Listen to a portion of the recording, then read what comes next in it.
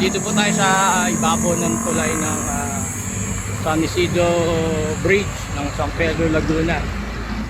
Gusto ko lang ipakita sa inyo yung nangyayaring o kaganapan sa ating PNR, yung Philippine Railway, yung elevated.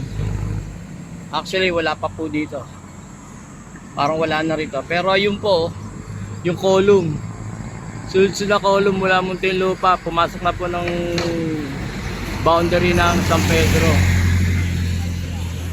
Ayan po,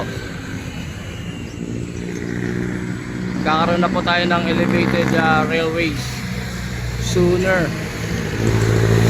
Magandang balita ito para sa mga San Pedronians. Salamat sa Diyos. Dito po tayo sa kabilang, tumawid po tayo ng tulay ng San Isidro. Dito naman tayo sa pa-southbound.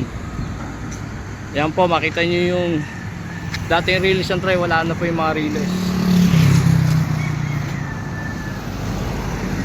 Ayan po. Pero may mga parang forma ng column dun sa bandang dulo, sa may San Vicente po yan. Yun. Ito naman po yung column sa likod natin. Yun po yung elevated railway natin, yung column niya galing Muntinlupa.